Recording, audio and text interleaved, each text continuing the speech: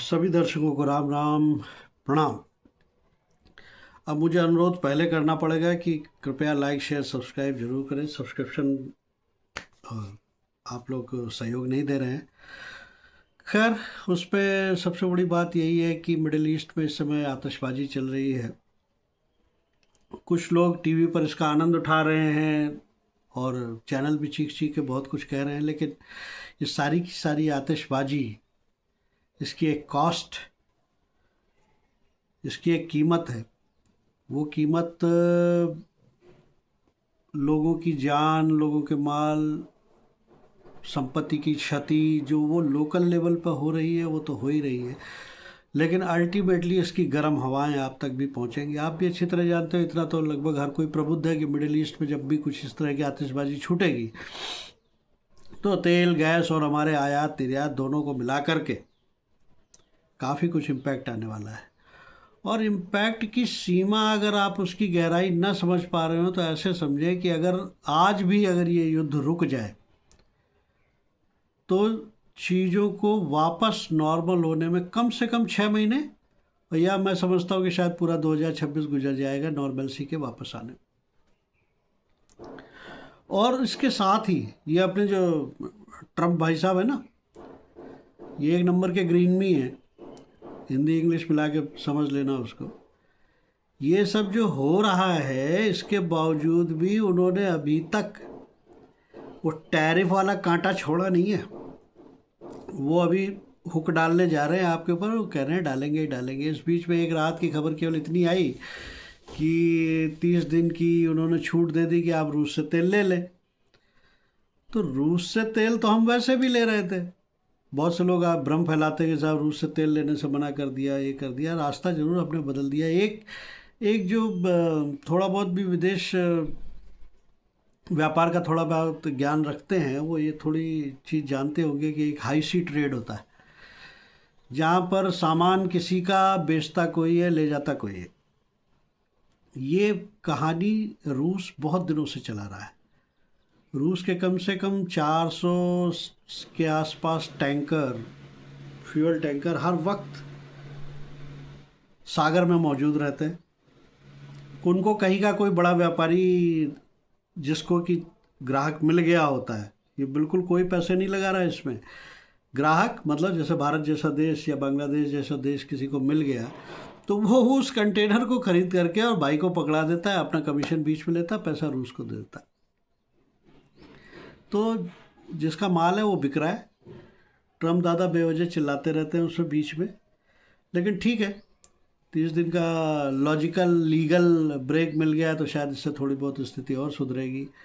अब आइए वो ओरिजिनल बात पर। ओरिजिनल बात क्या है कि ट्रम्प ने रूस पर सैंक्शंस क्यों लगाए थे? यूक्रेन के युद्ध की फंडिंग को रोकने के लिए। उनके हिसाब से यूक्रेन युद्ध चल रहा है क्योंकि रूस का तेल बिक रहा है, रूस वो पैसा लेकर के आर्म्स एंड एम्यूनिशन और भाड़े के सैनिक लेकर के यूक्रेन पर युद्ध थोप रहा। पहली चीज़ तो महाराज उनको शांति का ज्ञान देते देते खुद ही पिल गए आके। पिल गए। पिलने के बाद क्या हुआ कि साहब खामेनेई को पहले ही दिन निपटा डाला। तो सुना है कि सारे के सारे सीसीटीवी 2 साल पहले ही हैक कर लिए थे इजराइल ने, मोसाद ने, इसलिए उनको 1 मिनट भी देरी नहीं लगी। लेकिन बड़ा खामेनेई चला गया तो छोटा खामेनेई आ गया। और जो इनको एक सबसे बड़ा सहारा था, इनको लगा वही सहारा राहुल बाबा को या यहाँ की विपक्षी पार्टियों को भी है कि ईरान का जेंजी खामेनेई के मरते ही खड़ा होगा और उसका सहारा लेकर के ये रजा पहलवी या किसी भी अपनी कठपुतली को वहाँ का शासक बना देंगे। लेकिन वो तो सड़क पर आया नहीं। सड़क पर आए खामेनेई के समर्थक, और केवल ईरान में ही नहीं आए, दूर दूर देशों तक, हमारे देश तक भी खामेनेई के समर्थक जो है सड़कों पर आ गए। तो बड़ा खामेनेई गया, छोटा खामेनेई उसकी जगह खड़ा हो गया। और उसके लिए तो ईरान का बदला से ज़्यादा बाप का बदला हो गया। और उसने दमादम जितने भी वो 7 देश शुरू में थे, अब 15 देशों तक उसने अपने मिसाइलें और ड्रोन फेंकने शुरू कर दिए। इस बीच में ये भी खबर आ रही है कि कुछ चलते पुर्जे भी हैं, वो अपने जलती आग में या बहते पानी में हर हर गंगे कर रहे हैं कई जगह पर ईरान ने स्वयं इस बात को कहा है कि हमने इस जगह पर हमला नहीं किया, जैसे आरामको पे नहीं किया, या कई और जगह भी आ रही हैं जहाँ पर हमने हमला नहीं किया। लेकिन भैया जी, कोई तो ड्रोन छोड़ गया और कोई तो उस पर लुक्का लगा गया जो आग जल रही है। क्या करेंगे? अपन 2-4 दिन और खुश हो सकते हैं, लेकिन अगर इससे ज़्यादा ये वॉर चली, ये हालांकि सिग्नल ऐसे आ रहे हैं कि वो जो उनकी तेज़ी थी, ईरान की भी और अमेरिका की भी, मिसाइल्स और ड्रोन फेंकने की, उसमें काफ़ी कमी आई है। अमेरिका का तो दावा है कि ईरान जो है 80% कम हमले कर पा रहा है। लेकिन ठीक है, अगर अमेरिका का दावा आप ना भी माने तो भी एक तार्किक बात है कि कोई ना कोई इसमें कमी आ ही रही होगी, क्योंकि ईरान को इतना समृद्ध और इतना टेक्निकली साउंड देश तो है नहीं कि वो इसको बहुत लंबे समय तक चला सके। दूसरा, उन्होंने क्या किया है कि इसको समुद्र में घेरना शुरू कर दिया है, यानी जो सप्लाई ईरान की समुद्र के रास्ते से तथाकथित रूप से आ रही होगी या आ सकती है, उनको भी चेतावनी हो गई कि बेटा अगर सामान लेकर बढ़ोगे, मिसाइल लेकर बढ़ोगे तो कटोगे या रादर फटोगे। तो मामला काफ़ी कुछ इवेंटली पॉइज्ड है अभी तो हाल फिलहाल, और ट्रंप के गले की फांस तो बनी हुई है।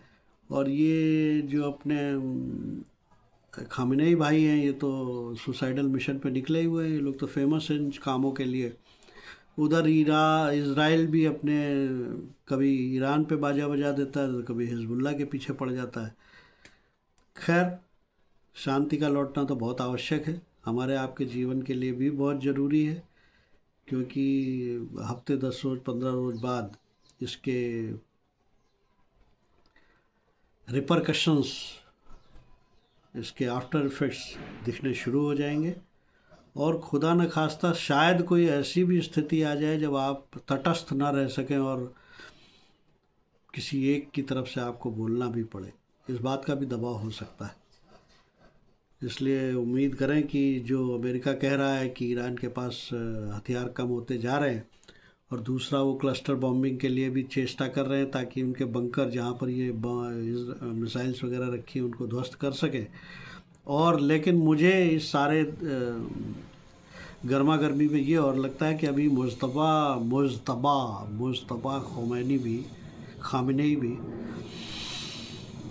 शायद शहादत को प्राप्त होंगे, क्योंकि उनके जाए बगैर कमान अमेरिका के हाथ में आएगी नहीं। अमेरिका का कोई पिट्ठू वहाँ तैयार हो नहीं रहा। इसलिए लेट्स वेट एंड वॉच। लेकिन उम्मीद करें कि बुद्ध का उपदेश उन लोगों के दर तक पहुँचे और जल्दी से जल्दी शांति होने की संभावना बने। राम राम, प्रणाम।